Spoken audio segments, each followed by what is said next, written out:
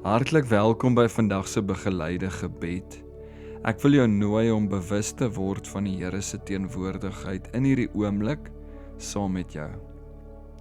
Ons kyk vandag na 'n profetiese woord van Jesus se koms. Dis een van die dae Paasnaweek. En in Jesaja 9 vers 1 en 2 lees ons van hierdie profetiese woord van Jesus wat gaan kom. Die volk wat in duisternis wandel, het 'n groot lig gesien. Die wat woon in die land van die doodskade, weer oor hulle, het 'n lig geskyn.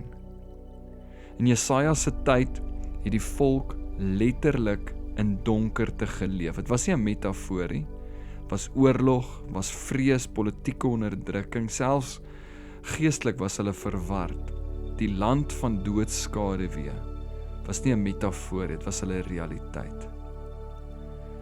Wat ook interessant is van hierdie gedeelte is dat hy verander die werkwoord na die verlede tyd. Hy sê, het gesien, het geskyn. Al sou hierdie eers in die toekoms tot vervulling kom, skryf hy dit in verlede tyd. God praat oor die toekoms asof dit reeds gebeur het. Nie omdat mense dit gaan regkry nie, maar omdat hy dit beslis gaan doen. En in die groter verhaal sien ons die vervulling in Jesus. Hy kom nie na die mense toe wat alles reg doen nie, hy kom juis na die wat in die duisternis wandel. Die lig wat hier beskryf word, is nie net iets wat vir ons rigting gee nie. Dis sy teenwoordigheid, God met ons, Immanuel.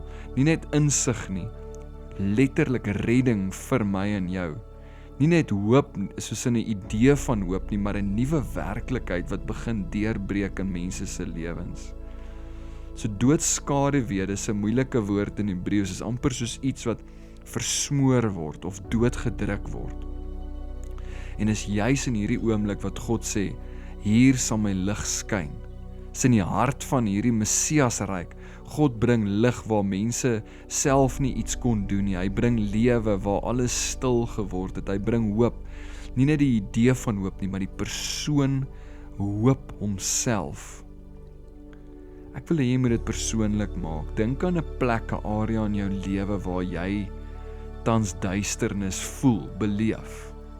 Ek wil hê jy moet dink aan daai plek in jou lewe, nie om dit te veroordeel. Ons is so maklik om te dink is 'n negatiewe plek, kom ek veroordeel dit, kom ek stoot dit weg, kom ek ignoreer dit. Maar ek wil jou vat na daai plek toe wat juis duister voel vir jou. Here, U sien hierdie donkerte in my lewe. Here, ek hoef dit nie self reg te maak nie. Jesus, U is die lig. Kom skyn oor my. Ek wil jou nou nooi in hierdie oomblik om te bid vir iemand wat hulle self bevind in duisternis. Miskien het hulle moed verloor, iemand wat nie 'n uitkoms kan sien nie, mense wat emosioneel of geestelik fisies oorweldig is, jy kan dit op hulle gesigte beleef. Kom ons bid saam vir hulle. Here, laat U lig skyn.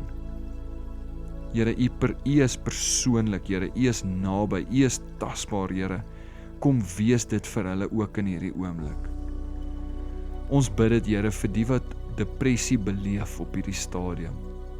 Miskien is dit iemand wat rou dra saam met hulle, Here.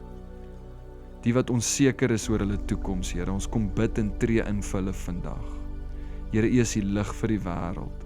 Gaan na plekke toe, Here, waar niemand kan by uitkom nie, niemand vir hulle iets kan doen nie, Here.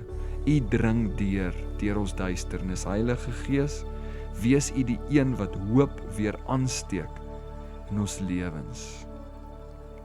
Here, baie dankie dat U die lig is in ons lewens. Ons kom vier dit vandag, ons kom eer U daarvoor vandag, en dankie, Here, dat ons op U kan staat maak as die lig in ons lewe, in Jesus naam. Amen.